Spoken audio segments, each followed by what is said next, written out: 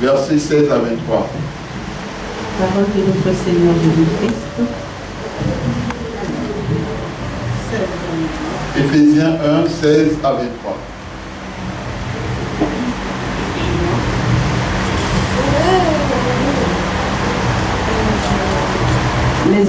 Les uns agissaient par amour, sachant que je suis là pour la défense de l'Évangile. Les autres, animés d'un esprit de rivalité, annoncent Christ avec des intentions qui ne sont pas pures et avec la pensée d'augmenter. Éphésiens chapitre 1. Ce n'est pas grave. Nous allons tout doucement. Ça viendra, ça se passera bien. Alors, Éphésiens 1, 16 à 23. Je ne cesse de dire toute ma reconnaissance pour vous lorsque je fais mention de vous dans mes prières. Je prie que le Dieu de notre Seigneur Jésus-Christ, le Père de gloire, vous donne un esprit de sagesse et de révélation qui vous fasse le connaître.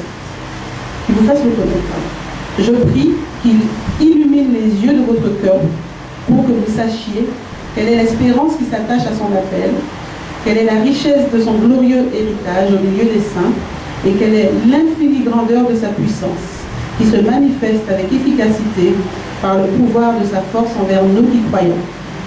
Cette puissance, il l'a déployée en Christ quand il l'a ressuscité et l'a fait asseoir à sa droite dans les lieux célestes, au-dessus de toute domination, de toute autorité, de toute puissance, de toute souveraineté et de tout nom qui peut être nommé, non seulement dans le monde présent, mais encore dans le monde à venir.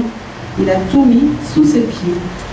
Il l'a donné pour chef suprême à l'Église, qui est son corps, la plénitude de celui qui remplit tout en tous. 2, 6 à 7, merci Anna. Éphésiens 2, 6 à 7. Alors. Il nous a ressuscités et fait asseoir avec lui dans les lieux célestes en Jésus-Christ. Il a fait cela afin de montrer dans les temps à venir l'infinie richesse de sa grâce par la bonté qu'il a manifestée envers nous en Jésus-Christ. Amen. Le Christ est assis dans les lieux célestes au-dessus de toute domination, de toute autorité, de toute puissance, de toute dignité, de tout nom qui se peut nommer.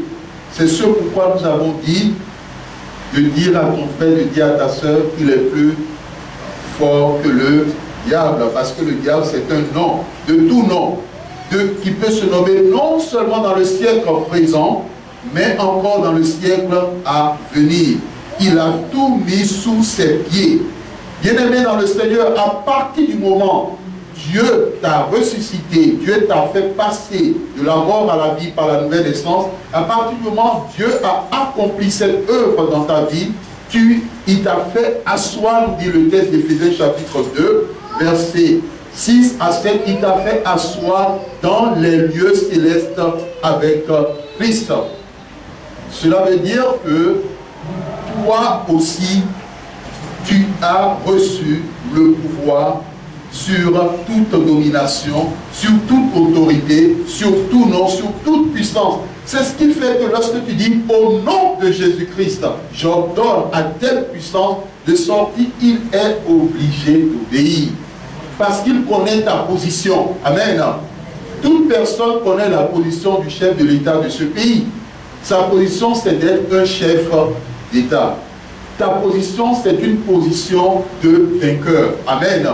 Ce n'est pas une position de défaitiste. Ce n'est pas une position de vaincu, mais tu as une position de vainqueur. Tu ordonnes que la chose se passe.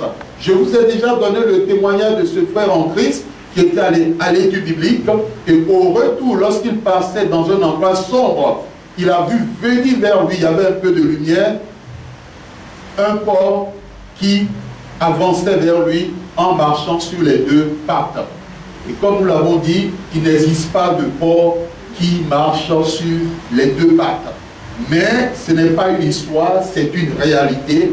Les forces des ténèbres existent. Le corps venait en sa direction en marchant sur les deux pattes et en ouvrant grandement sa gueule, les yeux rouges. Mais que fait ce frère face à cette situation? qu'il a simplement dit, au nom de Jésus-Christ, j'invoque le feu du Saint-Esprit sur toi. Bien-aimé, ça suffit.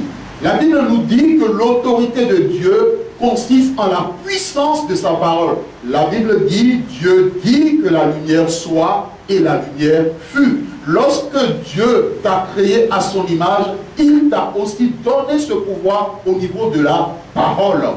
Il dit, en ce qui concerne Dieu, et la chose s'accomplit. De la même façon, de telle sorte que tu es un enfant de Dieu, lorsque tu dis, la chose s'accomplit. Nous partons d'un principe.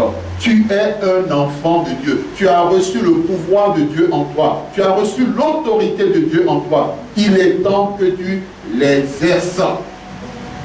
Le feu, il a demandé que le feu descende. Bien-aimé, vous ne le verrez pas. Vous ne verrez pas ce feu physiquement, mais vous verrez ce feu spirituellement. Parce que lorsqu'il a parlé avec foi et conviction, le porc qui marchait sur les deux pas s'est retrouvé sur ses quatre pattes avec un grand cri et il a pris la fuite. Amen. Le Dieu que tu sers est un Dieu vivant. Il arrive que l'Éternel agisse même dans le physique. Et ça, c'est le cas d'une sœur en Christ qui a fait des cheveux. Elle a fait des nattes de cheveux sur la tête, de telle sorte que ces nattes étaient comme un panier. Vous savez, il y a des modèles que certaines personnes, les femmes, il faut les encourager parce que s'asseoir pendant des heures pour faire les cheveux, c'est pas évident. Donc, elle s'est assise, on l'a natté des cheveux, on a fait de telle sorte que les cheveux ressemblaient à un panier sur la tête. Or, lorsqu'elle venait à l'église, elle est passée sous un arbre et un serpent est tombé dans ce beau panier qui était là.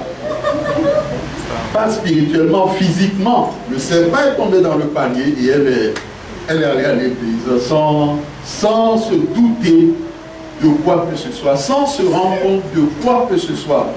Il y a une chose que nous devons comprendre. Ceux qui ont l'habitude d'utiliser des mèches, priez. Et surtout éviter d'utiliser des mèches naturelles. Quand nous disons naturelles, c'est-à-dire des mèches qui ont appartenu aux cheveux de quelqu'un d'autre. Parce que derrière chaque cheveu d'une personne, il y a la gloire de la personne. Si la personne a vécu sous la malédiction, vous prenez ses cheveux, vous nattez, vous vivrez sous la malédiction. Les choses sont simples et très simples. C'est ce qui fait que quelquefois il est recommandé des mèches artificielles, mais pas ce qui est naturel. Même ce qui est artificiel, il faut que vous priez.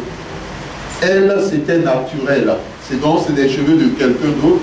Certains ont pu voir les émissions en Inde parce que c'est là-bas qu'ils vont souvent, il y a des femmes qui laissent les cheveux pousser jusqu'à tel point, après il faut couper, après cela passe par toutes sortes avant d'être déversé en Occident et en Afrique. Et lorsqu'on priait, l'Éternel a permis aux serviteurs de Dieu qui étaient devant de voir la tête du serpent sur la tête du panier, dans le panier de notre sœur. Et elle lui a dit de ne pas avoir peur de venir juste devant. Le serviteur de Dieu a réclamé que le feu descende du ciel. Bien-aimé, le Dieu que tu sers est un Dieu vivant. Amen. Dis à ton frère, ton Dieu est vivant. Amen.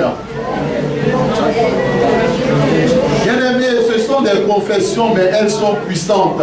Il ne suffit pas seulement de les prononcer, mais il faut le vivre dans le cœur pour voir la toute puissance de Dieu. Le Dieu que tu sais vivant. Élie a invoqué le feu est descendu. Bien-aimé dans le Seigneur, le pasteur a invoqué, le pasteur de la communauté a invoqué le feu et le feu est descendu, mais pas spirituellement, mais physiquement. Le feu est descendu sur la tête de cette fille. Le feu a saisi les mèches. Le feu a consumé le serpent. Physiquement, la chose se déroulait devant toute l'assemblée. Le feu a consumé le serpent. Le feu a pris les cheveux de l'intéressé. Mais la gloire de Dieu, Dieu sait faire la part des choses et la différence. Parce que tout le panier a pris feu. Ça s'est consumé entièrement. Dieu en est témoin, nous disons une vérité. Ça s'est consumé entièrement, mais les cheveux de la sœur n'ont pas même senti la fumée. Ses cheveux n'ont rien eu. L'Éternel répond, l'Éternel agit. En plein culte, il y a un enfant qui avait perdu la vie, un bébé, un nourrisson, qui ne respirait plus. La prière a été faite et l'enfant est revenu à la vie.